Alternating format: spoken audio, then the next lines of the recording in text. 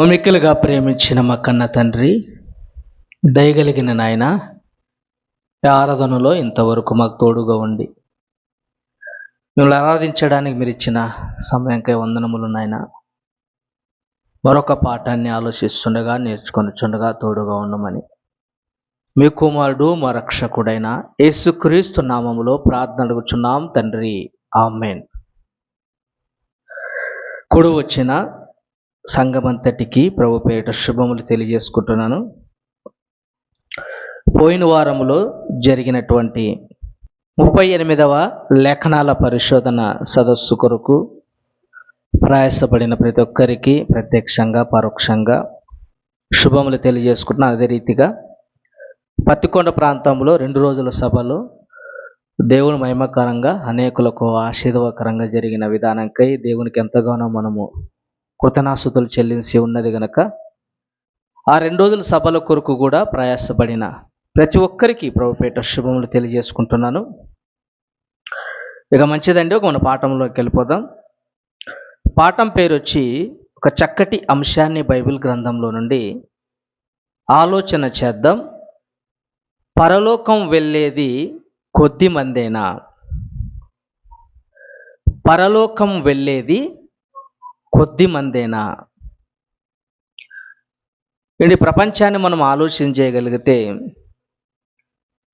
క్రైస్తవం అనేది విస్తరిస్తుంది. ఎక్కడ చూసినా గోపురాలు కనపడతాయి, గుళ్ళు మనకు కనపడతాయి, భక్తులు కూడా మనకు ఎక్కువగా కనపడతారు. కానీ పరలోకానికి వెళ్ళేది కొద్ది మందేనా అని ఎందుకు అనుకుంటున్నాం? ఇంతకు ఎక్కడుంది మాట ఆలోచన చేయగలిగితే లూకా సువార్త 13వ అధ్యాయము, లూకా సువార్త 13వ అధ్యాయము 23వ వచనం. యేసుక్రీస్తు వారు మాట్లాడుతూ ఒక అద్భుతమైన మాట, ఆలోచనాత్మకమైన ఒక విషయాన్ని అక్కడ ప్రస్తావించారు. చూడండి, లూకా సువార్త 13వ అధ్యాయము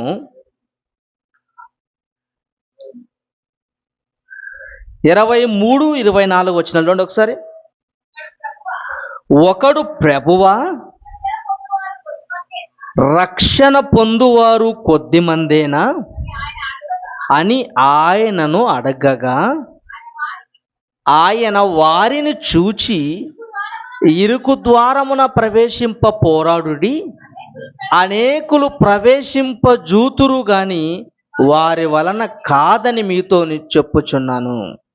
శిష్యులు యేసుక్రీస్తు వారిని అడిగాడంట, ప్రభువా, అనేక మంది నీ బోధలు వింటున్నారు, అనేక మంది నేను వెంబడిస్తున్నారు కదా, వెంబడించిన వారిలో మీరు మాట్లాడే అద్భుతమైన మాటలకి చాలామంది ఆశ్చర్యపోతున్నారు, చాలామంది వెనకదీస్తున్నారు. ఇంతకు ఎంతమంది పరలోకాన్ని వెళుతారు, ఎవరు పరలోకాన్ని వెళుతారు అని అడిగినప్పుడు యేసుక్రీస్తు వారు ఏమన్నారు? రక్షణ పొందువారు కొద్ది. చూడండి చదవమాట 23వ వచనం. ఒకడు ప్రభువా, రక్షణ పొందువారు కొద్ది మందేనా? ఆయన అడగగా యేసుక్రీస్తు వారు అడిగినట్టు, ఇదిగో ప్రభువా, అనేకులు వెంబడిస్తున్నారు కదా, రక్షణ పొందువారు, రక్షణ పొందడం అంటే రక్షణ పొందిన వారికే పరలోకం, రక్షింపబడిన వారు. రక్షణ అనేది ప్రియరా ప్రారంభము, రక్షణ అనేది ప్రారంభము. క్రైస్తవ జీవితంలో తొలిమెట్టేదంటే రక్షణ. ఈరోజు రక్షణగానే ఇదిగో నేను బాప్తిసం తీసుకున్నాను కనుక నేను పరలోకం వెళ్ళిపోతాను అనుకుంటే పొరపాటండి. ఈరోజు చాలామంది రక్షణకు అర్థము తెలియక, రక్షణకు నిర్వచనం తెలియక, నేను బాప్తిసం తీసుకున్నాను కనుక నేను పరలోకానికి వెళ్ళిపోతాను అనుకుంటున్నారు. నేను ఈ బాప్తిసం తీసుకుంటే సరిపోతుందా? బాప్తిసం తీసుకుంటే నేను వెళ్ళిపోతావు? అయితే బైబిల్లో మరొమాట ఒకసారి రక్షణ గురించి ఆలోచించే రోమపత్రిక 10వ అధ్యాయము 10వ వచనం. రక్షణ గురించి ఆలోచిద్దాం. చూడు, రోమపత్రిక 10వ అధ్యాయము 10వ వచనం. ఏలయనగా నీతి కలుగునట్లు మనుష్యుడు హృదయములలో విశ్వసించును, రక్షణ కలుగునట్లు నోటితో ఒప్పు కొనును. ఇదిగో నువ్వు రక్షింపబడాలంటే ఏం చేయమన్నాడు? నోటితో ఒప్పుకుంటే చాలు. ఏంటి, నోటితో ఒప్పుకుంటే రక్షణ వస్తుందా? ఇక రాయబడిన మాట మనం పరిశీలించగలిగితే ఇదే నువ్వు రక్షింపబడాలంటే నోటితో ఒప్పుకుంటే చాలు. ప్రభువును నువ్వు స్వీకరించి నోటితో ఒప్పుకుంటే నీకేమొస్తుందంట? రక్షణ వస్తుంది అన్నాడు. రోమపత్రికలోమో ఇక్కడ రాయబడింది. ఇక మరో మాట చూద్దాం చూడండి. మరో మాట మార్క్సు వార్త 16వ అధ్యాయము 16వ వచనం. మార్క్సు వార్త 16వ అధ్యాయము 16వ వచనం.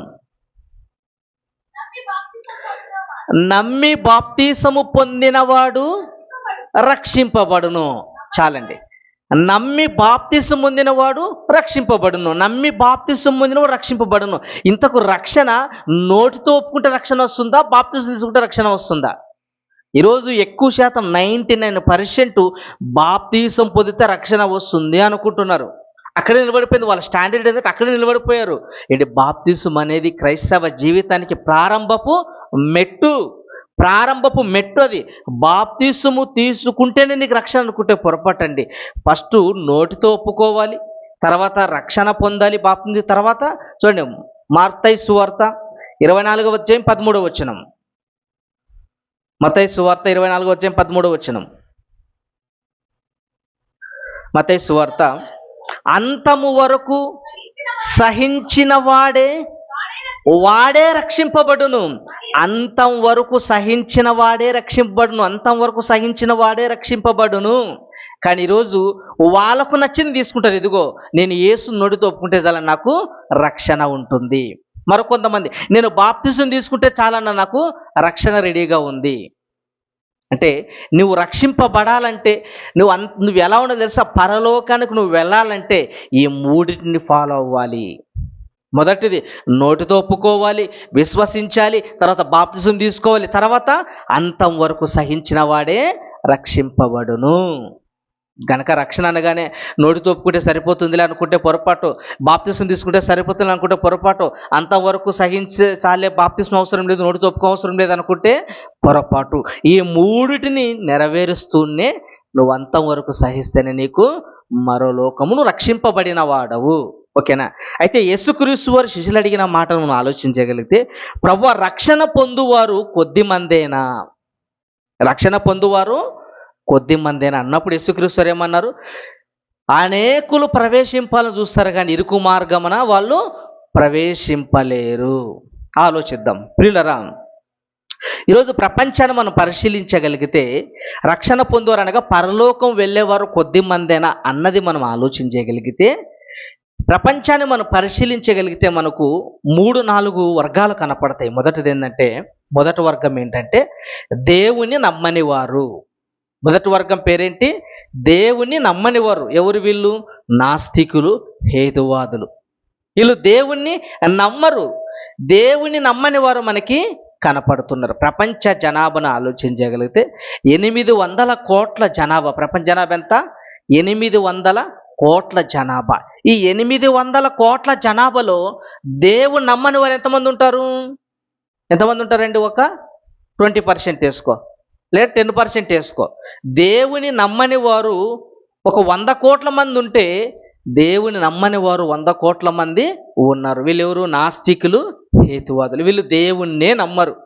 దేవుడు కలగజేసిన ప్రకృతిని తేరగా అనుభవించి లగ్జరీ జీవితాన్ని జీవిస్తూ దేవుడే లేడనే వాళ్ళు మనకి కనపడతారు. ఎంతోమంది ఉన్నారు దేవుడు లేడనే వాళ్ళు, దేవుడిని నమ్మని వారు, నాస్తికులు, హేతువాదులు ఎంతోమంది మనకి కనపడతారు. బైరి నరేష్ మనకందరికి తెలుసు, అతను దేవుణ్ణే నమ్మడు. నేను హేతువాది నాస్తికుని అంట, నేను దేవుణ్ణే నమ్మనయ్యా అంటాడు. ఏంటి? ఇలాంటి వాళ్ళ సంఖ్య, దేవుని నమ్మని వారి సంఖ్య ఎంతోమంది మనకి కనపడతారు. వీళ్ళు దేవుని నమ్మరండి. ప్రకృతిలో కనపడే వాటిని చూస్తే దేవుని లక్షణాలు కనపడతాయని బైబిల్లో స్పష్టంగా రాయించిన ప్రకృతిని చూసి తేరగా అనుభవిస్తున్నారు కానీ వీటి వెనకాల కష్టపడింది ఎవరనేది కూడా వాళ్ళు ఆలోచించట్లేదు. ప్రకృతిని చూస్తే దేవుడు ఉన్నాడని మనకి ఎలా అర్థమైపోతుందండి? నువ్వు దేవుని గురించి చెప్పకపోయినా ప్రకృతిలో కలిగే ప్రతి ప్రక్రియను, ప్రకృతిలో కలిగే ప్రతి విషయాన్ని మనం పరిశీలిస్తే క్షుణ్ణంగా దేవుడు ఉన్నాడని మనకి అర్థమైపోతుంది. ఒక సూర్యుని గురించి ఆలోచిస్తే దేవుడు ఉన్నాడని తెలుపుతుంది. ఒక ప్రకృతి గురించి ఆలోచిస్తే దేవుడు ఉన్నాడని తెలుపుతుంది. ఒక జంతువు గురించి ఆలోచిస్తే దేవుడు ఉన్నాడని మనకి ఇట్లే అర్థమవుతుంది. అయితే ఈ మొదటి వర్గంలో దేవుణ్ణి నమ్మని వారు మనకి కనపడతారు. ఇక రెండో వర్గం ఏంటంటే దేవుని నమ్ముతారు కానీ నిజమైన దేవుణ్ణి నమ్మని వారు. రెండో వర్గంలో దేవుని నమ్ముతారు కానీ నిజమైన దేవుణ్ణి నమ్మని వారు. నిజమైన దేవుణ్ణి నమ్మరండి. దేవుణ్ణి నమ్ముతారు, పూజిస్తారు, దేవుని గుడికి వెళ్తారు, ఆచరిస్తారు, మందిరానికి వస్తారు, ఆచరిస్తారు, ఇవన్నీ చేస్తారు. కానీ నిజమైన దేవుడు ఎవరు, మనకు తండ్రి ఎవరు, మనల్ని కన్నది ఎవరు, మనల్ని పోషిస్తుంది ఎవరు అనేది కూడా వాళ్ళు ఆలోచించరు. మరి దేన్ని నమ్ముతారు? చిన్న చిన్న వాటిని నమ్ముతారు. కప్పను దేవునిగా పూజిస్తారు. కప్పను దేవునిగా పూజించే వాళ్ళు మనకు కనపడతారు. కుక్కను దేవునిగా పూజించేవారు మనకు కనపడతారు. ఏంటి అంటే కప్ప దేవునిగా, ఇదిగో కప్పను పూజిస్తే మనకి వర్షాలు పడతాయి. కప్పను పూజించే వాళ్ళు మనకు కనపడతారు. కుక్కను దేవునిగా పూజించే వాళ్ళు మనకు కనపడతారు. అలాగే బుల్లెట్ బండిని దేవునిగా పూజించే వాళ్ళు కనపడతారు. బుల్లెట్ బండిని పెట్టుకొని పూజ చేసే వాళ్ళు ఎంతోమంది మనకు కనపడతారు. యూట్యూబ్లో కొడితే కనపడతారండి. అంటే వ్యక్తిని పూజించే వాళ్ళు మనకు కనపడతారు. వ్యక్తిని దేవునిగా పూజించే వాళ్ళు మనకు కనపడతారు. ఏంటి అంటే నిజం దేవుణ్ణి నమ్ముతారు కానీ నిజమైన దేవుడు ఎవరన్నది వాళ్ళకి తెలియదండి. నువ్వు దేవుణ్ణి నమ్మాలంటే నీకు జ్ఞానం కావాలి. నువ్వు దేవుణ్ణి నమ్మాలంటే నీకేముండాలి? వివేచన జ్ఞానం ఉండాలి. చూడండి ఒకసారి కీర్తనలు 14:2.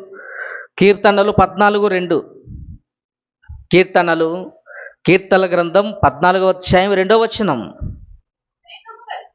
వివేకము కలిగి దేవుని వెతుకువారు కలరేమో అని యెహోవా ఆకాశము నుండి చూచి నరులను పరీక్షిస్తున్నాడంట. అంటే నువ్వు దేవుణ్ణి, నిజమైన దేవుడు ఎవరు, మన తండ్రి ఎవరు, నన్ను కలగజేసింది ఎవరు, ఈ ప్రకృతిని అనుభవించడానికి ఇచ్చింది ఎవరు, ప్రకృతి ఒడిలో ఆడుకోవడానికి నన్ను పెట్టినది ఎవరని నువ్వేం చేయాలా? వివేచన జ్ఞానం నీకు రావాలి. అంటే నువ్వు పరిశీలించాలా. వివేచన అనగా ఏంది? తెలివితేటలు, తెలివి, జ్ఞానము. అంటే నువ్వు జ్ఞానం కనుక ప్రవర్తించాలి. ఎవరు నిజమైన దేవుడు? ఆలోచన. బుల్లెట్ బండి దేవుడా? ఇటు బుల్లెట్ బండి ఏమైనా నిన్ను కలగజేసిందా? తల్లి గర్భంలో చక్కటి ఆకారాన్ని ఏమైనా బుల్లెట్ బండి ఇచ్చిందా? లేదు కదా. ఈ చక్కటి ఆకారాన్ని ఇచ్చింది ఎవరు? నువ్వు బ్రతకడానికి ప్రకృతిని ఇచ్చింది ఎవరు? తల్లి గర్భంలో నువ్వు చక్కటి రూపాన్ని ఇచ్చింది ఎవరు? నీకు అవయవాలు ఇచ్చింది ఎవరు? మంచి కళ్ళని ఇచ్చింది ఎవరు? మంచి అందాన్ని ఇచ్చింది ఎవరు? చేతులు ఇచ్చింది ఎవరు? తెలివితేటలు ఇచ్చింది ఎవరు? ఇవన్నీ ఎవరు? దేవుడే ఇచ్చాడు. మానవ దేహంలో ఈ చక్కటి ఆకారాన్ని నిర్మించింది ఎవరు? దేవుడు. అంటే ప్రజలకి ఏమి లేదంట? వివేచన లేదు, జ్ఞానము లేదు. దేన్ని పడితే దాన్ని దేవుడుగా పూజించేవారు. వస్తువులు దేవుడిగా పూజించేవారు ఉన్నారండి. వస్తువుల్ని సినిమా హీరో వాడిన కత్తుల్ని దేవులుగా పూజించేవారు ఉన్నారు. ఏంటి సినిమా హీరోలు వాడిన ఆయుధాలని ఏం చేస్తారు? వేలం పాట వేసి కొనుక్కొని వాటిని దేవునిగా పూజించేవారు మనకు సమాజంలో ఎంతోమంది కనపడుతున్నారు. పిల్లరా, గనక నువ్వు దేవుణ్ణి ఎలా కనుక్కోవాలంట? నువ్వు వివేచనతో వెతకాలి, కనుగొనాలి. అంటే ఇప్పుడు ఎవరికి ఎంతమంది ఆలోచించాం మనము? దేవుని నమ్మని నాస్తికుల గురించి ఆలోచించాం. దేవుని నమ్మని వారు ఒక వర్గం అయితే, దేవుని నమ్మేవారు, నిజమైన దేవుని తెలుసుకునే వారు రెండవ వర్గము. ఎన్నో వర్గం ఇది? రెండవ వర్గం. అయితే ఇక మూడో వర్గం ఏంటంటే నిజమైన దేవుణ్ణి తెలుసుకున్నవారు. మూడో వర్గం నిజమైన దేవుణ్ణి తెలుసుకున్నవారు, నిజమైన దేవుణ్ణి పూజించేవారు. ఎన్నో వర్గం ఇది? మూడో వర్గము. ఇప్పుడు నిజమైన దేవుడు మనకందరికీ తెలుసు. ఎవరు నిజమైన దేవుడు అనగానే మన యెహోవా, మన కన్న తండ్రి. ఈరోజు క్రైస్తవులుగా పిలువబడుతున్న వాళ్ళందరూ ఏ దేవుణ్ణి నమ్ముకున్న వాళ్ళు? నిజమైన దేవుణ్ణి నమ్ముకున్న వాళ్ళు. నేను ఉన్నవాడను, నేను నిజమైన దేవుడను, మీరు నన్ను తప్ప ఎవరిని పూజింపకూడదు. అంటే ఈరోజు క్రైస్తవులు పిలువబడుతున్న వాళ్ళు ఎవరు నమ్ముకున్నారు? నిజమైన దేవుణ్ణి, జీవము గల దేవుణ్ణి నమ్మినవారు. అయితే ఈరోజు ప్రపంచ జనాభాను మనం ఆలోచన చేయగలిగితే 800 కోట్ల మందిలో ఒక 200 కోట్ల మంది నాస్తికులు ఉంటే, ఏంది ఏతువాదులు ఉంటే, మిగిలిన నిజమైన దేవుని తెలియని వారు ఒక 300 కోట్ల మంది ఉంటే, 300 కోట్ల మంది అంటే ఇక మిగిలిన వారు నిజమైన దేవుణ్ణి తెలుసుకున్న క్రైస్తవులుగా మనకి కనపడతారు. ఇప్పుడు ఆలోచిద్దాం.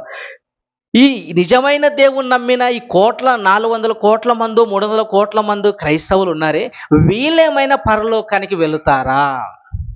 అదే కదండి. ఈరోజు మనం ఎందుకు ఈ పాటను ఆలోచిస్తున్నామంటే, పరలోకం వెళ్ళేవారు కొద్ది మంది అన్నారా, ఎక్కువ మంది అన్నారా? పరలోకం వెళ్ళేవారు కొద్దిమంది అన్నారు. ఈరోజు క్రైస్తవాన్ని స్వీకరించిన వారు 400 కోట్ల మంది కనపడతారు. నిజమైన దేవుణ్ణి తెలియని వాళ్ళు ఒక 300 కోట్ల మంది కనపడతారు. ఏంటి నాస్తికులుగా హేతువాదులుగా పిలువబడిన వారు దేవుణ్ణే నమ్మని వారు ఒక 100 కోట్ల మందిగా పిలువబడితే, ఇందులో ఎక్కువగా 400 కోట్ల మంది ఆయా దేశాలలో క్రైస్తవులుగా పిలువబడుతున్న వీరు 400 కోట్ల మంది ఏమైనా పరలోకం వెళతారా? ఆలోచిద్దాం. ఈ 400 కోట్ల మంది ఏమైనా పరలోకం వెళతారా? అయితే ఈ 400 కోట్ల మంది క్రైస్తవులుగా పిలువబడుతున్న సంఖ్య పెరిగిన ఈ సంఖ్య నిజమైన దేవుని తెలుసుకున్నారు కానీ దేవుడు బ్రతకమన్నట్లుగా వీళ్ళు బ్రతకటం లేదు. నేను అర్థమైందా? దేవుని తెలుసుకున్నారు, యేసుక్రీస్తు నిజమైన దేవుడు అని తెలుసుకున్నారు, నేనే మార్గం అన్నట్టుగా యేసుక్రీస్తు వారు ఈయన దగ్గరికి వస్తే పరలోకం వెళ్ళొచ్చు అనుకున్నారు కానీ యేసుక్రీస్తు వారు చెప్పిన మాటల ప్రకారంగా బ్రతకడం లేదు. లేదండి, బ్రతకడం లేదు. ఎందుకు ఆ మాట అంటున్నామంటే పరలోకం వెళ్ళేది కొద్ది మంది అన్నాడా, ఎక్కువ మంది అన్నాడా? ఈరోజు క్రీస్తుని వెంబడించే వాళ్ళు కోటాను కోట్ల మంది ఉన్నారు, పరలోకం వెళ్ళేవారు కొద్ది మంది అన్నారు.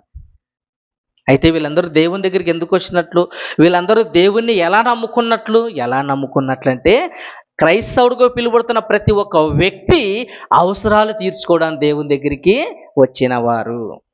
ఇదిగో దేవుని దగ్గరికి వెళితే అవసరాలు తీరుతాయి, మనకి దేవుని దగ్గరికి పోతే అవసరాలు తీరుతాయని వచ్చిన వాళ్ళే తప్ప మరో లోకం ముందు వెళ్ళాలి అన్నది ఆలోచనతో వాళ్ళు రావట్లేదు. చూడండి, ఒక మంచి మాట చూసుకుందాం.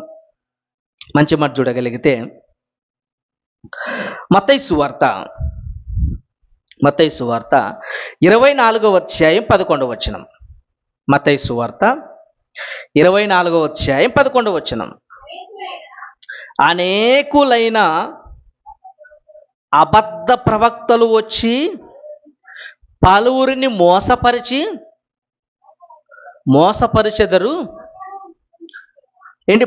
అనేకులైన దొంగ ప్రవక్తలు వచ్చి ఏం చేస్తారంట? పలువురిని మోసపరిచెదరు అంటే ఈరోజు క్రైస్తవ్యములు ఎక్కువ శాతంగా మోసపోయిన వాళ్ళే మనకి కనపడతారు. మోసపోయినవారు. ఈరోజు చూడండి, సత్యం ప్రకటించబడుతుంది అని అన్నామంటే అక్కడ ఎంతమంది ఉంటారు? వేలలో లెక్క పెట్టాలి. 1 2 3 4 10 20 30 50 అంతే. కానీ అసత్యం ప్రకటించబడుతుంది, స్వస్థత అనగానే ఎంతమంది ఉంటారు అక్కడ? వేలకు వేలు ఉంటారు. ఏంటి? వేలకు వేలు అసత్యం పైన శ్రద్ధ చూపుతారు. ఏంటి? వేలకు వేలు ఎక్కడ? అసత్యం పైన శ్రద్ధ చూపుతారు, సత్యం పైన చాలా తక్కువ మంది శ్రద్ధ చూపుతారు.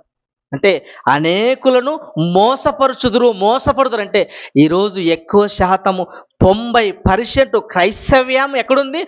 మోసములో మునిగిపోయింది. ఎక్కడ మునిగిపోయింది? మోసంలో. ఇదిగో నీకు పిల్లలు కావాలా, అరటిపండు తిననేవాడు ఒకడు. ఇదిగో నీ గర్భఫలం రావాలంటే ఏం తినమంటున్నాడు? అరటిపండు తినమంటాడు ఒకడు. ఇదిగో నీ ఖర్చు పట్టుకొని తిరిగి అంటాడు. అంటే ఇలాంటి మోసకరమైన మాటలు నమ్మిన వాళ్ళు అనేకులు కనపడతారండి. మనం సువార్త సభ, విజ్ఞాన మహాసభలు ఒక మంచి అంశాన్ని, మీ ఆత్మకు సంబంధించినటువంటి ఆత్మీయ జీవితాన్ని బలపరిచే మాటలు ప్రకటిద్దామంటే ఎంతమంది వస్తారు మనకి? 100 150 మంది.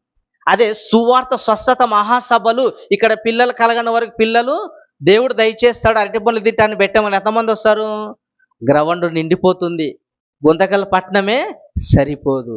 అంటే ఈరోజు అసత్యం పైన ఎక్కువ మంది నిలబడ్డారు, సత్యం పైన తక్కువ మంది నిలబడ్డారు. అంటే ఈరోజు క్రైస్తవం అంతా దేనిపైన ఉంది? ఎక్కువ శాతము దేన్ని నమ్ముతున్నారు? అసత్యాన్ని నమ్ముతున్నారు, అసత్యాన్ని ప్రోత్సహిస్తున్నారు. ఏంటి? మోసగించే వారి అంట మోసపోతున్నారు. ఆ మాట చదవండి ఒకసారి మళ్ళా. అనేకులైన అబద్ధ ప్రవక్తలు వచ్చి పలువురిని మోసపరిచెదరు. ఏంటి? పలువురిని మోసపడుతుంది. ఈరోజు క్రైస్తవ్యం ఎందుకు ఈరోజు ఇంతమంది ఇదిగో మా సంఖ్య అండి లక్షల మంది అంటాడు, ఇదిగో మా సంఖ్య వేల మంది అంటే ఏం చెప్తావా అంటే ఏం లేదు, ఓన్లీ పిట్టకథలే. అనగనగా ఒక రాజు అంటాడు అంతే. ఇదిగో పిట్టకథ, నేను మా పలానా ఊరికి వెళ్ళినప్పుడు ఇది జరిగింది, మా అత్తగారు ఊరికి వెళ్ళినప్పుడు ఇలా జరిగింది, ఇదంతా ఇదే వాళ్ళ ఫ్యామిలీ గురించే. అంటే ఈ పిట్ట కథలు చెప్తున్నారు కానీ ఈ పెట్ట కథలు వినడానికి కొన్ని వేల మంది వెళ్తారు కానీ సత్యాన్ని వినడానికి ఎవరు రారు. ఇంకొక మాట చూద్దాం. ఇంకొక మాట 1 యోహాను పత్రిక 4వ అధ్యాయం 1వ వచనం. 1 యోహాను పత్రిక 4వ అధ్యాయం 1వ వచనం. ప్రియులారా, అనేకులైన అబద్ధ ప్రవక్తలు లోకములోనికి బయలుదేరి ఉన్నారు గనుక ప్రతి ఆత్మను నమ్మక ఆయా ఆత్మలు దేవునివో కాదని ఏం చేయాలి నువ్వు పరీక్షించాలి.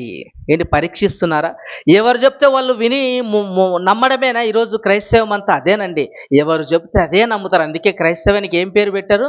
గొర్రెలు అన్నారు. ఒక గొర్రె ఎటు పోతే 10 గొర్రెలు కూడా అటే పోతాయి. ఏంటి నీకు కూడా దేవుడు జ్ఞానాన్ని ఇచ్చాడు, వివేచన ఇచ్చాడు. అంతకంటే మరుముఖ్యంగా 66 పుస్తకాల పరిపూర్ణ జ్ఞానాన్ని దేవుడు మన మధ్య పెడితే ఎదుటి వ్యక్తి చెబుతున్నది అలా ఉందో లేదో, అతడు ఏం చెప్తున్నాడో, సొంత మాటలేమని చెప్తున్నాడా, బైబిల్లో ఉన్నదేమని చెప్తున్నాడని ఆలోచన జ్ఞానం కూడా ఈరోజు క్రైస్తవ్యానికి లేదు. లేదు గనకనే ఈరోజు ఏంటి స్వస్థతల వైపు కొందరైతే, ఏంటి రోగాలు పోతేనే మరికొందరైతే, అవసరాలు తీర్చుకోవడానికి మరికొందరైతే, ఇలాంటి వాటిని వెంబడించే వాళ్ళు ఎక్కువగా మనకి కనపడుతున్నారు. కావలసింది స్వస్థత శరీరానికి కాదండి, ఆత్మకు కావాలి. స్వస్థత శరీరానికి మహా అయితే 60-70 ఏళ్ళు శరీరం ఉంటుంది. ఆ తర్వాత శరీరాన్ని వదిలిపెట్టి వెళ్ళిపోవాలి. కొద్ది కాలమే 60-70 ఏళ్ళు మట్టిలోకి పోయే శరీరం గురించి నువ్వు ఇంత ఆలోచిస్తున్నావే, అనంతకాలము నిత్యము నరకానికి వెళ్ళే ఆత్మ గురించి ఏ రోజైనా ఆలోచిస్తున్నావా?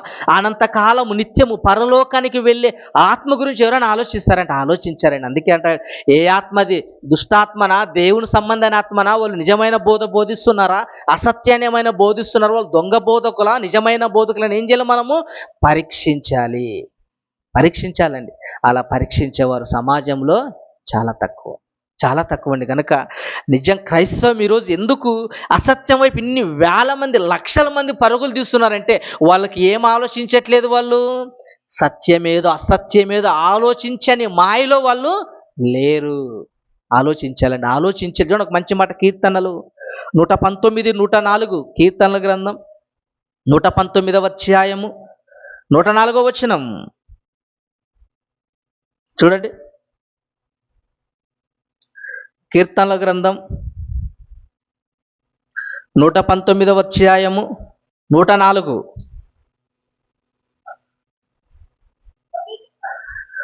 నీ ఉపదేశము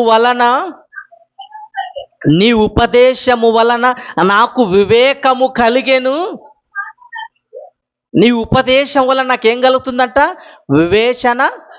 నీ ఉపదేశము వలన వివేకము కలుగును. నీ ఉపదేశం అనగా దేవుని మాటలు.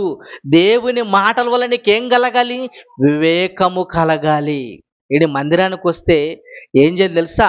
అయ్యగారు బోధిస్తున్న బోధ సత్యమైనదా అసత్యమైనది ఏం చేయాలి? నువ్వు పరీక్షించాలి. బైబిల్లో నువ్వు వెతకాలి.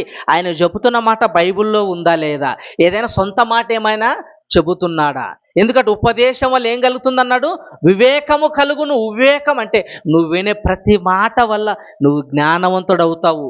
నువ్వు వినే ప్రతి మాట వల్ల తెలివైన వాడవుతావు. అందుకే ఎలాంటి బోధ బోధించాలి? మంచి జ్ఞానాన్ని ఇచ్చే బోధ బోధించాలి. వివేకం సంబంధమైన జ్ఞానపు మాటలు బోధించాలండి. పిల్లలు ఈరోజు అసత్యాన్ని వెంబడించే వాళ్ళు లక్షల మంది ఉన్నారు. సత్యాన్ని వెంబడించేవారు ఒక 10% కూడా మనకి కనపడట్లేదండి. అందుకే యేసుక్రీస్తు వారు ఒక అద్భుతమైన మాట మాట్లాడే. యేసుక్రీస్తు వారు ఉన్న కాలంలో యేసుక్రీస్తు వారు భూమి మీద 33 సంవత్సరాల సువార్త సంచార యాత్రలో ఆయన సువార్త ప్రకటిస్తూ ఉంటే, ఆయన 33 సంవత్సరాలు సువార్త ప్రకటిస్తూ ఉంటే, అనేక గ్రామాలకు వెళ్ళి ప్రకటిస్తుంటే ఎంతమంది వచ్చేవారంట? కొన్ని వేల మంది వెంబడించేవారంట. చూడండి ఒక మంచి మాట, యోహాను సువార్త 6వ అధ్యాయము 66వ వచనం. యోహాను సువార్త 6వ అధ్యాయము 66వ వచనం. యోహాను సువార్త 6వ అధ్యాయము 66వ వచనం.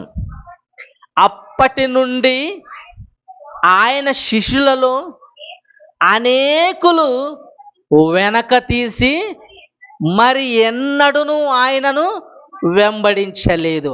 అనేకులు అన్నాడు, కొద్దిమంది అన్నాడా? అనేకులు యేసుక్రీస్తు వారు ఎందుకు వెంబడించారంట? యేసుక్రీస్తు వారితో ఉంటే భోజనానికి డోకా లేదు. యేసుక్రీస్తు వారితో ఉంటే రోగాలకు డోకా లేదు. యేసుక్రీస్తు వారితో ఉంటే వండుకోవడానికి ఇబ్బంది లేదు. ఆయనతో పాటు ఎక్కడికి వెళ్ళినా కడుపు నిండా ఆయన భోజనము పెడతాడు. యేసుక్రీస్తు వారు భోజనం కడుపు నిండా పెట్టాడు, కడుపు నిండా పెడతాడండి. ఇంకా మిగిలిపోగా గంపల్లోనికి పోగు చేశారంటే యేసుక్రీస్తు వారు ఎన్ని వేల మంది వచ్చినా అన్ని వేల మందికి ఏం పెడతాడు ఆయన? భోజనం పెట్టేవాడంటే యేసుక్రీస్తు వారు కొన్ని వేల మంది ఎందుకు వెంబడించారు యేసుక్రీస్తు వారిని? ఆయన దగ్గరికి వెళితే కడుపు నిండా భోజనం పెడతాడని వెంబడించారంట. ఆయన దగ్గరికి వెళితే కడుపు నిండా భోజనం పెడతాడని వెంబడించారంటే ఎక్కువ శాతం యేసుక్రీస్తు వెంబడించిన వారిలో దేనికోసం వెంబడించారు వాళ్ళంతా? భోజనం కోసం వెంబడించారు. ఆయన దగ్గరికి పోతే రొట్టెలు చేపలు, మంచి భోజనము కదా, మంచి భోజనం. ఆయన దగ్గరికి పోతే రొట్టెలు చేపలు పెడతాడు గనక ఇదిగో కుటుంబ సమేతంగా యేసుక్రీస్తు వారు ఎక్కడున్నా వెతికి పట్టుకోండి, అక్కడికి మనము వెళదామనే ఆలోచనలో ఉన్నారండి వాళ్ళు. అంటే యేసుక్రీస్తు వారు అనేకులు దేనికోసం వెంబడించారు? భోజనం కోసం వెంబడించారు. ఈ మాట మనకి ఎలా అర్థమవుతుంది? పై మాట 63వ వచనం. యోహాను సువార్త 6వ అధ్యాయం 63వ వచనం. ఆత్మయే జీవింపజేయుచున్నది, శరీరము కేవలం నిష్ప్రయోజనము. నేను మీతో చెప్పి ఉన్న మాటలు ఆత్మయు జీవమునై ఉన్నవి. అంటే వాళ్ళందరూ దేనికోసం వెంబడిస్తున్నారంట? ఈ శరీరాన్ని పోషించుకునే దానికోసం వెంబడిస్తున్నారు. ఈ శరీరాన్ని గురించి ఆలోచించే దానికోసం వెంబడిస్తున్నారు. ఏమని? భోజనము, భోజనము, భోజనము. కానీ యేసుక్రీస్తు విసుకొచ్చిపోయిందండి. మీరు ఎప్పుడు చూసినా భోజనం కోసం వెంబడిస్తారా? ఇదిగో శరీరము కేవలము నిష్ప్రయోజనము. మీరు వెంబడిస్తున్న ఆలోచన ఉంది, అది తప్పు. మీరు దీని గురించి కదా ఆలోచించవలసింది, దీని గురించి కదా మీరు శ్రద్ధ పెట్టవలసింది. ఆత్మ గురించి ఆలోచించండి. ఆత్మ కావలసిన ఆహారం ఒకటి ఉంది, జీవాహారం కొరకు మీరు ఆలోచించండి అనే మాట చెప్పగానే అనేకుల మాట విని వెనకదీసి ఉన్నారు. మరి ఎన్నడూ ఆయన్ని వెంబడించలేరు. అంటే ఈరోజు క్రైస్తవం ఎక్కువ శాతము దేనికోసం క్రైస్తవాన్ని స్వీకరించింది? ఎక్కువ శాతం దేనికోసం క్రీస్తుని వెంబడిస్తుంది?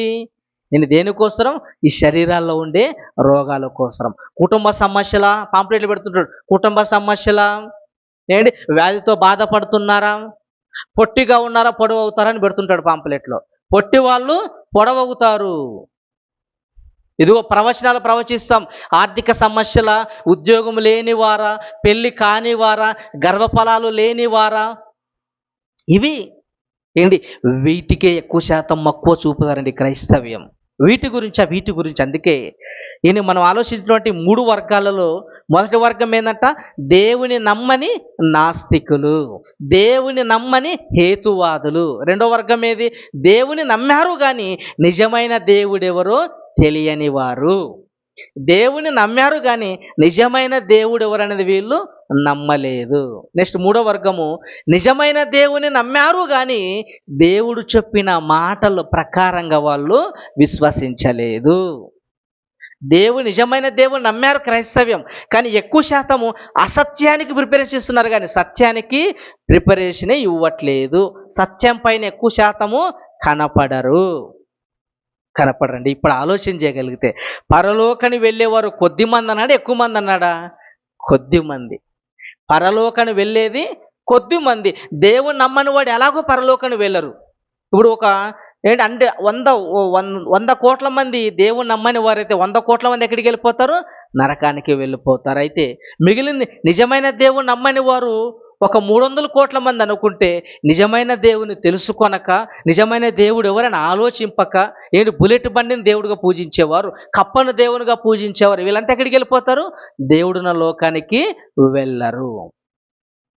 ఇప్పుడు నిజమైన దేవుని తెలుసుకున్న క్రైస్తవులు ఒక 400 కోట్ల మంది ఉంటే ఈ 400 కోట్ల మంది అయినా వెళుతారంటే వీళ్ళు కూడా వెళ్ళరు. వీళ్ళ విశ్వాసం దేనిపైన ఉంది? శరీర సంబంధమైన, లోక సంబంధమైన వాటిపైన ఇముడి ఉంది వీళ్ళ విశ్వాసం. ఇప్పుడు మరి పరలోకానికి వెళ్ళేది ఎంతమంది? పరలోకానికి వెళ్ళేది ఎంతమంది? అంటే నిజమైన దేవుని తెలుసుకున్న నీవు అంతం వరకు సహించిన వాడే పరలోకానికి వెళతాడు. చూడండి, ఒక మంచి మాట చూసుకుందాం. ఒక మంచి మాట. ఒక యవనస్తుడు యేసుక్రీస్తు వారి దగ్గరికి వచ్చినప్పుడు ఏమన్నా? లూకా సువార్త 18వ అధ్యాయము 18వ వచనం నుంచి.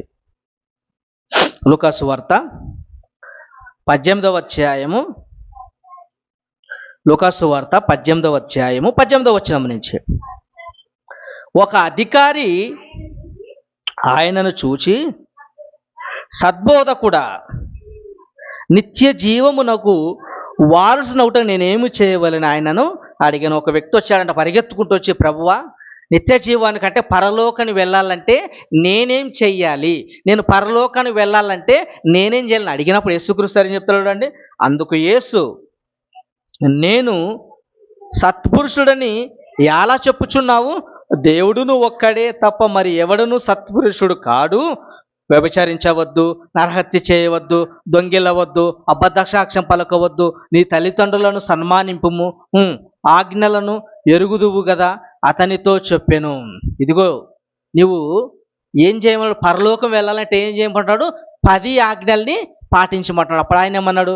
ఈ 10 ఆజ్ఞలు నేను బాల్యము నుండే వాటిని అనుసరిస్తున్నాను, బాల్యము నుండే వీటిని నేను ఏం చేస్తున్నాను? ఆచరిస్తున్నాను, అనుసరిస్తున్నాను. తర్వాత మాట, అందుకతడు బాల్యము నుండి వీటన్నిటినీ అనుసరించుచునే ఉన్నాను నేను.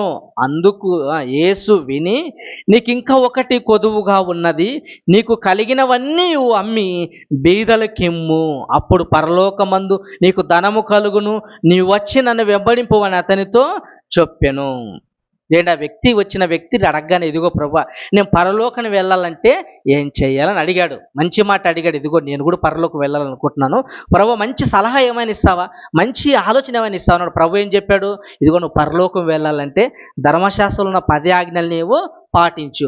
తల్లిదండ్రులను దూషించవద్దు, పొరుగువాని భార్య ఆశింపవద్దు, దొంగిలించవద్దు, నరహత్య చేయవద్దు, నిజమైన దేవుడు ఎవరో తెలుసుకున్నావు గనక ఆ దేవుడిని నువ్వు నంచు నమ్మిక ఉంచి కొనసాగించు అన్నాడు. అప్పుడు ఆయన ఏమన్నాడు? నేను ఇవన్నీ బాల్యము నుండే వీటిని గైకొంటున్నాను అన్నప్పుడు తర్వాత మాట్లాడాడు. ఏమన్నాడు తెలుసు యేసుక్రీస్తు? అయితే నీకు ఒకటి కొదువుగా ఉన్నది. ఏం కొదువుగా ఉందన్నాడు? నీకు ఒకటి కొదువుగా ఉన్నది. ఆ వచ్చిన వ్యక్తికి ఒకటే కొదువ. మనకి ఎన్ని కొదవలు ఉన్నాయి? అన్ని కొదవలే. వచ్చిన వ్యక్తికి ఒకటే ఒకటి కొదవ, ఒకటి తక్కువగా ఉందన్నాడు యేసుక్రీస్తు. ఇప్పుడు వాని ప్లేస్లో మనం ఉన్నాం అనుకో, మనలో ఏమంటాడు? ప్రభువా, నీకు ఒకటి కాదు, నీకు అన్ని కొదవే అంటాడు. అన్ని కొదవేనా? కొదవేనండి. ఈరోజు ధర్మశాస్త్రం అంతా 10 ఆజ్ఞలంతా దేనిలో ఇముడిపోయింది? నిన్ను వలె నీ పొరుగు వారిని ప్రేమించుము. కొత్త నిబంధనకు వచ్చేసరికి నిన్ను వలె నీ పొరుగు వారిని ప్రేమించమన్న ఒక్క మాటలోనే ఆ 10 ఆజ్ఞలు ఇమిడి ఉంది. అంటే నువ్వు ఏ మాట నెరవేర్చాలి? నిన్ను వలె నీ పొరుగు వారిని ప్రేమించాలంటే ఎదుటివాడిని ఆశించకూడదు, ఎదుటివానికి హాని చేయకూడదు, దొంగలించకూడదు, హత్య చేయకూడదు, తల్లిదండ్రులు ప్రేమించాలి. ఇవన్నీ చేస్తూ యేసుక్రీస్తు ఏమన్నాడు? నువ్వు పరలోకానికి దగ్గరలో ఉన్నావయ్యా, నువ్వు పరలోకానికి దగ్గరలో ఉన్నావు. ఇప్పుడు ఇవన్నీ నువ్వు పాటిస్తున్నావు కదా, అయితే ఒకటి కొద్దిగా ఉంది. ఏంటది? నీ ఆస్తి నమ్మి బీదలకు ఇమ్ము. ఆస్తి నమ్మి బీదలకి ఇమ్ము. ఇచ్చిన తర్వాత ఇంకో మాట అన్నాడు, నన్ను వెంబడించుము. ఇక్కడ 2 మాటలు కనపడుతున్నాయి మనకి. 2 మాటలు ఏంటంటే, దేవుని మాటల ప్రకారంగా నువ్వు బ్రతుకుతూ, ధర్మశాస్త్రం ప్రకారంగా కొత్త నిబంధన రాయబడిన నిన్ను వలె నీ పొరుగు వారిని ప్రేమించమన్న మాట ప్రకారంగా నువ్వు బ్రతుకుతూ ఏం చేయాలా? నీ ఆస్తి నమ్మి బీదలకు ఇవ్వాలి. తర్వాత నన్ను వెంబడించమన్న తర్వాత ఏం చేశాడంటే వాడు చూడండి, ముఖం చిన్నబుచ్చుకొని, చదవ మాట, తర్వాత మాటమ్మా, అతడు మిక్కిలి ధనవంతుడు గనక ఈ మాటలు విని మిక్కిలు వ్యసనపడగా, యేసు అతన్ని చూచి, ఆస్తి గలవాడు దేవుని రాజ్యములో ప్రవేశించుట ఎంతో దుర్లభము. ధనవంతుడు దేవుని రాజ్యములో ప్రవేశించుట కంటే సూది బెజ్జములు ఒంటె దూరుట సులభమనెను. నేను వచ్చిన వ్యక్తి ఏమన్నాడు? యేసుప్రభు ఏమన్నాడయ్యా, నువ్వు దగ్గరలోకున్నావు. అయితే అప్పటికైనా వాడు ఆస్తి దేవుని కొరకు ఇచ్చేసింటే, బీదలకి ఇచ్చేసింటే పరలోకాన్ని పొందుకునేవాడు. అంటే చేతులార పరలోకాన్ని జేజార్చుకున్న దౌర్భాగ్యుడు, చేతులార పరలోకాన్ని జేజార్చుకున్న దౌర్భాగ్యుడు. ఏంటి అంటే, మొదట ఏం చేయాలి తెలుసా? నువ్వు దేవుని మాటల నందు నమ్మిక ఉంచి, దేవుని మాటల ప్రకారం నీ జీవితంలో అమల్చుకొని, ఆ మాటల ప్రకారంగా జీవిస్తూ నీ ఆస్తిని బీదలకు ఇవ్వాలి. బీదలకు ఇవ్వాలంటే కనపడే వాళ్ళకి ఆస్తి రాయడం కాదు. ఏం చేయాలా? నీ డబ్బుతో, నీ ఖర్చుతో, నీ ఆదాయంతో, నీ ఆస్తితో, సంపదతో ఏం చేయాలి? ఆ డబ్బుతో 10 మందిని దేవుని నడిపించడానికి కార్యక్రమాలు చేయాలి. ఇదిగో నువ్వు ఎదుటివాడిని రక్షించడానికి ఈరోజు బీదలు అనగానే బీదలకు ఆహారం అందుతుంది, కానీ అందించవలసింది ఏంది? అసలేంది? వాక్యము. వాక్యం అండి. బీదలకు కావలసిన ప్రాముఖ్యమైన ఆహారం ఎవరైనా పెడతారు, నువ్వు కాకపోతే ఇంకొకరైనా అందిస్తారు, కానీ అందించవలసింది ఏంది? ఆహారము కంటే ముఖ్యమైనది వాక్యము. ఇప్పుడు బీదలకు వాక్యం ప్రకటించాలంటే, వాక్యం వారి వద్దకు వెళ్ళాలంటే ఊగునే పోతుందా? పోదు. ఏం చేయాలా? సువార్త సభలు పెట్టాలి, కార్యక్రమాలు పెట్టాలి, లేఖనాల పరిచయం సదస్సులు పెట్టాలి, సువార్త సభలు పెట్టాలి, కరపత్రాలు తీసుకోవాలి, వీధి వీధి తిరగాలి. ఇవన్నీ తిరగాలంటే ఊకనే అవుతుందా? కాదు. ఏం చేయాలా? ఖర్చు పెట్టాలి.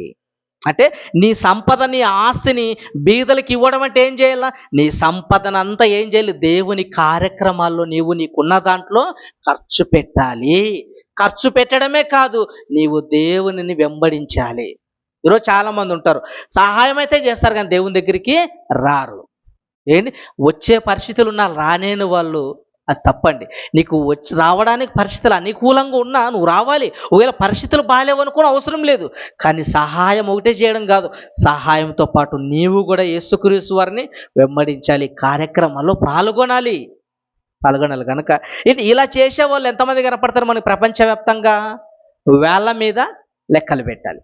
అంటే దేవుని యేసుక్రీస్తు వెంబడించేవారేమో 400 కోట్ల మంది కనపడతారు. ఆస్తినంతా అమ్మి దేవుని కార్యక్రమంలో శ్రమపడి ప్రాణాలు సైతం లెక్క చేయకుండా వెంబడించేవారు ఎంతమంది కనపడతారు?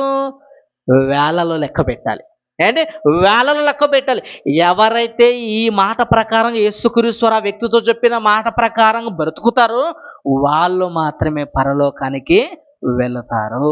ఇప్పుడు చెప్పండి, పరలోకానికి వెళ్ళేది కొద్ది మందే, ఎక్కువ మందే? కొద్ది మంది. అంటే ఎంతమంది వెళ్తారు? ఒక 10,000 మంది కావచ్చు, 20,000 మంది కావచ్చు, 1000 మంది చెప్పిన అవసరము, 1000 మంది ఉన్న ఆశ్చర్యపోవాల్సిన అవసరము లేదు. గనక పరలోకానికి వెళ్ళేది కొద్ది మందే. ఏంటి? సూది బెజ్జములు ఒంటైనా దూరుతుందేమో కానీ ధనవంతుడు పరలోకానికి వెళ్ళడు. వెళ్ళాడు. కనుక దేవుని మాటలు నందు విశ్వసించిన మనము పరలోకానికి చేరుకోవాలంటే మనకున్న దాంట్లో దేవుని పనిలో మనము ఖర్చు పెట్టాలి. దేవుని కార్యక్రమాల్లో ముందుండాలి. దేవుని కార్యక్రమాలు చక్కగా చేస్తేనే కదా ఒక వ్యక్తికి సువార్త ఈరోజు అందగలుగుతుంది. గనక పిల్లలరా, చూడండి, ఇంకొక మాట చూసుకుందాం. ఇంకొక మాట మత్తయి సువార్త 19వ అధ్యాయము 27, 28, 29 చూడండి. మత్తయి సువార్త 19వ అధ్యాయము ముగించుకుందాం. మత్తయి సువార్త 19వ అధ్యాయము 27వ వచనం. పేతురు, ఇదిగో మేము సమస్తమును విడిచిపెట్టి నిన్ను వెంబడించితిమి గనుక మాకేమి దొరుకును? పేతురు ప్రభుతో అడుగుతున్నాడు, ప్రభువా నీ ఎంట తిరుగుతున్నాము, నీ ఎంట వస్తున్నాము, సువార్త పనిలో పాలిభాగస్తులు అవుతున్నాం కదా, సమస్తాన్ని విడిచిపెట్టి నేను వెంబడించాము కదా. సమస్తాన్ని విడిచిపెట్టడం అంటే సమస్తానికంటే, ఉన్న కుటుంబము కంటే, ఉన్న ఆస్తి కంటే, ఉన్న ఐశ్వర్యము కంటే, ఉన్న పిల్లల కంటే, భార్య కంటే ఎక్కువగా ఎవరిని ప్రేమించాలి? క్రీస్తును ప్రేమించాలి.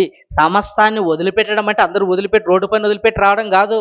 సమస్తాన్ని వదిలిపెట్టడం అంటే వాళ్ళకంటే దేవుణ్ణి మొదటగా నీవు ప్రిపరేషన్ ఇవ్వాలి. మరలా యేసుక్రీస్తు వారు వెళ్ళిపోయిన తర్వాత శిష్యులు మరలా ఎక్కడికి వెళ్ళిపోయారు? కుటుంబానికి వెళ్ళిపోయారు. మరలా ఆ 3.5 సంవత్సరాలు యేసుక్రీస్తు వారితో నేర్చుకోవడానికి ఆయనంట తిరిగారు. ఇది చూపిస్తారు మన వాళ్ళు. ఇదిగో యేసుక్రీస్తు వారు శిష్యులు వదిలిపెట్టి, సమస్యను వదిలిపెట్టి నేను వెంబడించాం కదా, ఈరోజు మేము కూడా ఉద్యోగాన్ని వదిలిపెట్టి, కుటుంబాన్ని వదిలిపెట్టి, సంచి తగిలించుకొని దేవుడని తిరుగుతున్నాం అనుకుంటే పొరపాటు. బైబుల్ బాగా ఆలోచించాలి, చదవాలండి. బైబుల్ చదివితేనే నీకు అర్థమవుతుంది. సమస్తాన్ని వదిలిపెట్టడం అంటే ఎలా? ఉన్న వాటన్నిటికంటే, నీ కుటుంబం కంటే, నీ భార్య పిల్లల కంటే, నీకున్న ఆస్తి కంటే, ఐశ్వర్యం కంటే, ఉద్యోగం కంటే మొదట ప్రిపరేషన్ ఎవరికి ఇవ్వాలి? దేవునికి ఇవ్వాలి. ప్రభువా మేము సమస్తాన్ని వదిలిపెట్టాం కదా అన్నప్పుడు ఆయన ఏమన్నాడు? 29వ వచనం, 29 చదవండి. 29. నా నామము నిమిత్తము అన్నదమ్ములనైనను, అక్క చెల్లెలనైనను, తండ్రినైనను, తల్లినైనను, పిల్లలైనను, భూములనైనను, ఇళ్ళనైనను విడిచిపెట్టి ప్రతి వాడును 100 రెట్లు పొందును, ఇదియుగాక నిత్య జీవమును స్వతంత్రించుకొందురు. అంటే దేవుని కొరకు అన్నిటికంటే నువ్వు దేవునికి ఎక్కువ ప్రిఫరెన్స్ ఇస్తావే, అప్పుడు దేవుడు ఏమన్నాడు తెలుసా? నువ్వు దేనినైతే నా కోసం వదిలిపెట్టావో, దేనినైతే నా గురించి వదులుకున్నావో, దేన్నైతే నా గురించి నా తర్వాత వాళ్ళని ప్రేమిస్తున్నావో, అలాంటిది నీకు లెక్కకు మించి నేను ప్రతిఫలాన్ని ఇస్తాను. దానితో పాటు ఏమి ఇస్తాను? నిత్య జీవము ఇస్తానన్నాడు. ఇప్పుడు చెప్పండి, పరలోకం వెళ్ళేది కొద్ది మంది, అనేకుల? కొద్ది మంది అండి, కొద్ది మంది. ఈరోజు పరీక్ష రాసే వాళ్ళు వేల మంది రాస్తారు. డిఎస్సి మన వదిలాడు 13,000 పోస్టులు వదిలాడు. ఎన్ని వేల పోస్టులు? 13,000 పోస్టులు వదిలాడు. రాసిన వాళ్ళు ఎంతమంది? లక్షల్లో రాశారు. రాసిన వాళ్ళు లక్షల్లో. పోస్టులు ఎన్ని ఉన్నాయి? 13,000 పోస్టులు. అంటే ఈరోజు క్రైస్తవం కూడా కొన్ని వేల మంది ఉండొచ్చు, కానీ అందులో నిజంగా దేవుని కొరకు బ్రతికిన నీకు మాత్రమే పరలోకం. పరీక్ష అందరూ రాస్తారు, ఈ వేల లక్షల మంది పరీక్ష రాస్తారు. అందులో ఎవరికి పోస్టు? మెజారిటీ పీపుల్స్, ఎవరికైతే అందరికంటే ఎక్కువగా మార్కులు వస్తాయో వాళ్ళకే ఉద్యోగము. అర్థమైతే క్రైస్తవ్యాన్ని స్వీకరించారు కొన్ని వేల మంది స్వీకరించవచ్చు, లక్షల మంది స్వీకరించవచ్చు. అయితే పరలోకం పోయేవారు ఎంతమంది అంట? కొద్ది మంది. ఆ కొద్ది మందిలో మనమున్నామా? ఆలోచించాలి. ఈరోజు సత్యం దగ్గర మనం వచ్చాం, సత్యంలో నిలబడ్డాం. సత్యంలో నిలబడిన మనము చివరి వరకు మన విశ్వాసాన్ని విడిచిపెట్టకూడదు. చివరి వరకు నువ్వు నమ్మిన సత్యం కోసం నువ్వు పోరాడాలి. చివరి మాట చూసుకుని చూడండి, మత్తయి సువార్త 10వ అధ్యాయము 22వ వచనం. మత్తయి సువార్త 10వ అధ్యాయం 22వ వచనం. మీరు నా నామము నిమిత్తము అందరి చేత ద్వేషింపబడుదురు, అంతము వరకును సహించిన వాడు రక్షింపబడును. ఏంటి? అంతం వరకు సహించడం అంటే ఏం తెలుసా? నా నామము నిమిత్తం మిమ్మల్ని హింసిస్తారు. దేని కొరకు? సువార్తకు బయలుదేరితే హింసిస్తారు నాయన. ఇంట్లో కూర్చుంటే ఎవరు హింసించరు, ఇంట్లో కూర్చుంటే ప్రార్థన చేసుకుంటే ఎవరు నిన్ను హింసించరు. మరి ఎప్పుడు హింస కలుగుతుంది? క్రైస్తవుడు అన్నందుకు నీకు శ్రమ కలుగుతుంది, నీకు బాధ కలుగుతుంది, నీకు కన్నీళ్ళు వస్తాయి. ఎప్పుడు? సువార్త నిమిత్తం బయలుదేరినప్పుడు నీకు వచ్చేదే శ్రమలు. అంటే ఇవన్నిటిని అనుభవించాలండి. శ్రమలు అనుభవించాలి. ఏంటి? కన్నీళ్ళు విడవాలి, దేవుని కొరకు ప్రయాసపడాలి, ఉన్నదంతా దేవుని కొరకు వదిలిపెట్టాలి, దెబ్బలు తినాలి, అవమానాలు పడాలి, అవసరమైతే దేవుని కొరకు ప్రాణాలు సైతాన్ని లెక్క చేయకూడదు. అలా అనుకున్న వారికేనండి పరలోకం అనేది ఎదురు చూస్తుంది. పరలోకం ఎదురు చూస్తుందండి. కనుక పరలోకం వెళ్ళేవారు ఎంతమంది అంట? కొద్ది మంది. లూకాసు వార్త ముగించుకుందాం. లూకాసు వార్త 13, 23, 24 మన పాఠ్య భాగం. లూకాసు వార్త 13వ అధ్యాయము 23, 24.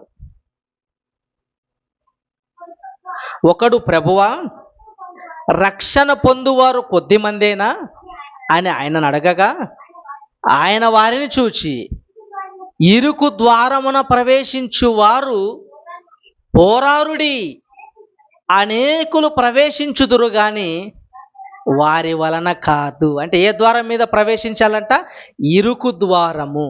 ఈరోజు విశాల మార్గాన్ని ఎన్నుకునే వాళ్ళు కనపడతారు, కానీ ఇరుకు మార్గాన్ని వెళ్ళేవారు ఎవరు కనపడరు. ఎవరు చూసినా ప్రార్థన, మా కుటుంబం బాగుండాలి, మేము బాగుండాలి, సమస్యలు పోవాలి, అన్నీ పోవాలని కోరుకుంటాడు, కానీ సమస్యలు రావాలని ఎవరైనా కోరుకుంటారా? ఎవరు కోరుకోరు. అంటే ఇరుకు ద్వారం అని అనగానే ఏంటి తెలుసు? ఇరుకు ద్వారం అంటే ఇరుకు దోరి కాదు. నీ జీవితం క్రైస్తవం అనగానే ఏంటది? శ్రమల ద్వారము. క్రైస్తవ్యం అనగానే శ్రమల ద్వారము. నామకార్థంగా నమ్మితే శ్రమలు ఉండవు. మళ్ళా నామకార్థంగా క్రీస్తుకు ఆదివారం గుడికొచ్చి వెళ్ళిపోతే ఎలాంటి సమస్యలు ఉండవు. మరి ఎప్పుడు సమస్యలు ఎప్పుడంటే తెలుసా? దేవుని కొరకు పని చేయడం నిలబడ్డావే, నీకు శ్రమలు వస్తాయి. దేవుని కొరకు పని చేయడానికి ముందుకడిగి వేసావే, నీకు శ్రమలు వస్తాయి. ఇరుకు ద్వారం. క్రైస్తవం అనేది ఒక ఇరుకు ద్వారము. గనక మన సిబిటి క్రైస్ట్ అనేది తెలుసు, ఒక ఇరుకు ద్వారం అండి. ఇక్కడికి వస్తే దేవుని పని చేయాలి, ఇక్కడికి వస్తే శ్రమ పడాలి, ఇక్కడికి వస్తే ప్రయాసపడాలి, ఇక్కడికి వస్తే అందరితో పాటు పని చేయాలి, సభల కొరకు ప్రయాసపడాలి. ఈ ఇరుకు ద్వారాన్ని ప్రేమించే వాళ్ళే కొద్ది మందిగా ఉంటారు. అందుకే మన దగ్గర ఎంతమంది ఉంటారు? కొద్ది మందిగా ఉంటారు. కనుక ఇరుకు ద్వారమున ప్రవేశించేవారు కొద్ది మంది. వెళ్ళాలని చూస్తారు కానీ వెళ్ళలేక వెనకడుగు వెళ్ళిపోతారు. అందుకే పోరాటం అన్నాడు అక్కడ. ఇరుకు ద్వారమును మీరు ఏం చేయాలి? పోరాడాలి. క్రైస్తవ జీవితం ఒక పోరాటము. క్రైస్తవ జీవితం ఒక పోరాటము. ఆ పోరాటములో నీవు ముందున్నావా, నేను ముందున్నావా పరీక్షించుకోండి. కనుక పరలోకం వెళ్ళువారు కొద్ది మంది అనంటే కొద్ది మందే, ఎక్కువ మంది కాదు. గనక ప్రపంచ జనాభా 800 కోట్ల మంది అయితే అందులో 100 కోట్ల మంది ఎవరు? దేవుని నమ్మని నాస్తికులు, దేవుని నమ్మని హేతువాదులు. ఏమండి? హేతువాదులు. నిజమైన దేవుడు నమ్మారు కానీ నిజమైన దేవుని నమ్మని వారు ఒక 300 కోట్ల మంది అనుకుంటే, నిజమైన దేవుడు నమ్మారు కానీ నిజమైన దేవుని నమ్మని వారు ఒక 300 కోట్ల మంది అనుకుంటే, ఇక మిగిలిన ఎంతమంది ఉన్నారు? ఏమండి? మిగిలిన ఎంతమంది? 400 కోట్ల మంది. ఈ 400 కోట్ల మందిలో నిజమైన దేవుడు నమ్మారు కానీ దేవుడు అనుకున్నట్లుగా వాళ్ళ జీవితము లేదు. నామకార్థంగా వీళ్ళు ఉన్నారు. మరి ఇందులో ఎంతమంది వెళ్తారు పరలోకానికి? నిజమైన దేవుని తెలుసుకున్న నీవు, నీ మరణం వరకు పోరాటం ఉందే, క్రైస్తవ జీవితం అంటే శ్రమ ఉందే, నిజంగా దేవుడిచ్చిన పనిని నువ్వు నీ మరణం వరకు నువ్వు నమ్మకంగా నెరవేరిస్తే నీకేముంది? కిరీటం ఉంది. పరలోకాన్ని నువ్వు పొందుకునే భాగ్యం ఉంది. అంటే ఎంతమంది పరలోకం వెళ్తారు? ఈ 8,000 మందిలో ఒక 10,000 మంది కూడా తేలరు. ఈ 8,000 మందిలో ఒక 5,000 మంది కూడా తేలరు. గనుక పరలోకం వెళ్ళేది కొద్ది మంది అని అంటే కొద్ది మందే. శేషము అంటారు దాన్ని. ఏమంటారు? శేషము అంటే ఎక్కువ 100%లో ఒక 5% మాత్రమే, 10% మాత్రమే పరలోకాన్ని పొందుకునే అర్హులు కొంతమందే ఉన్నారు. ఓకే, ప్రార్థన చేసుకుందాం. దయగలిగిన మా తండ్రి, ఒక మంచి పాటను ఆలోచించాం నాయన. పరలోకం వెళ్ళేది కొద్ది మందే నాయన, ఒక విలువైన మాటలను నేర్చుకున్నాం. ఆ కొద్ది మందిలో మేము ఉండాలని ప్రయాసపడుతున్నాము తండ్రి. ఆ కొద్ది మందిలో మా కుటుంబం ఉండాలని ప్రయాసపడుతున్నాం. ఆ కొద్ది మందిలో మా సంఘం ఉండాలని ప్రయాసపడుతున్నాం. తండ్రి, సంఘాన్ని దీవించండి, ఆశీర్వదించండి. సంఘం ద్వారా జరిగే ప్రతి కార్యక్రమంలో తోడుగా ఉండమని, చేరువచ్చిన ప్రతి కుటుంబాన్ని దీవించమని, మీ కుమారుడు మా రక్షకుడైన యేసుక్రీస్తు నామములో ప్రార్థన అడుగుచున్నాం తండ్రి. ఆమేన్, ఆమేన్.